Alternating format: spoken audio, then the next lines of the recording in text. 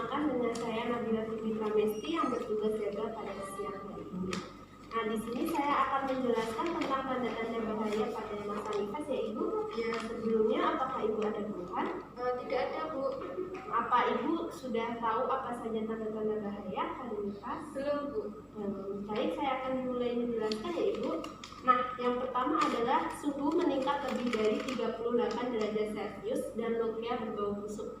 Nah, ini merupakan tanda bahaya pada nifas dan juga merupakan kematian terbesar pada ibu. Selanjutnya adalah terjadi perdarahan pervaginan ya Ibu. Nah, ini perdarahan yang terjadi apabila darah yang keluar lebih dari 500 ml. Dan ini terdapat dua perdarahan, yaitu perdarahan primer yang terjadi pada masa 24 jam setelah persalinan yang disebabkan oleh atrofia uteri, sisa plasenta, dan robekan jalan lahir. Yang kedua adalah perdarahan sekunder yang terjadi pada masa setelah 24 jam sampai masa nifas telah berakhir. Ini terjadi pada hari ke-5 sampai ke-15 dan disebabkan oleh sisa plasenta dan robekan jalan lahir. Yang ketiga adalah sakit kepala, nyeri epigastrik, dan pandangan kabur.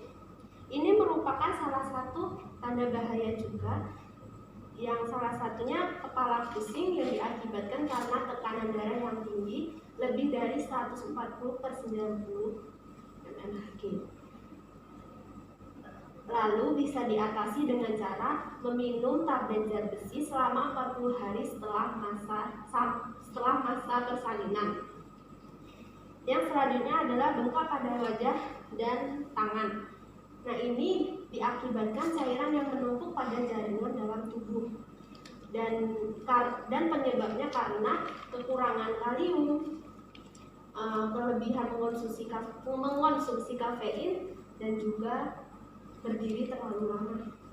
Ini bisa diatasi dengan cara mengompres pada bagian yang bengkak dengan air dingin. Selanjutnya adalah demam, muntah, dan nyeri saat berkemih. Nah, ini disebabkan karena sensitivitas kandung kemih berkurang akibat peregangan dan trauma. Ini bisa diatasi dengan cara buang air kecil setiap 2-4 jam. Kemudian rasa panas, nyeri, dan merah pada payudara. Nah, ini merupakan tanda infeksi pada payudara yang disebut dengan mastitis, yaitu peradangan payudara yang bisa terjadi kapan saja pada masa nifas. Dan ini penyebabnya karena menyusui secara tidak adekuat, memakai bra yang ketat, serta puting susu yang lecet. Selanjutnya yaitu kaki bengkak, lunak, dan kemerahan. Hal ini terjadi pada hari ke-10 sampai 20, panas pada daerah setempat, kemerahan, dan nyeri, serta demam yang tinggi. Diatasi dengan cara tirak baring. Selanjutnya adalah kehilangan nafsu makan dalam waktu yang lama. Nah, apabila ibu mengalami kehilangan nafsu makan, ini akan mengakibatkan proses pemulihan kondisi ibu pasca persalinan lebih lama dan mempengaruhi produksi ASI. Selanjutnya adalah merasa sedih dan tidak mampu mengasuh bayinya sendiri.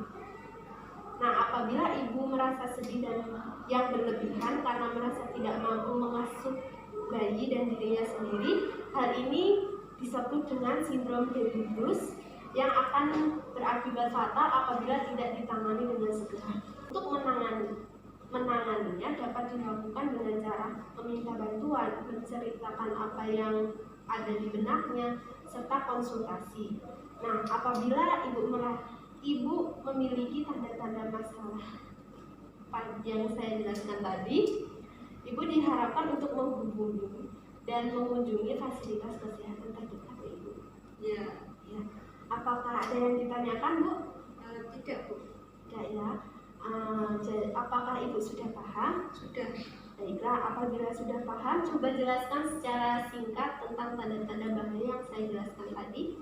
Ya, tanda-tanda bahaya yang pertama ini tadi ada suhu meningkat lebih dari 38 derajat, setelah itu sakit kepala, nyeri uli hati, terus bengkak pada muka dan tangan, terus ada demam, muntah, dan nyeri saat berkemih, Ya.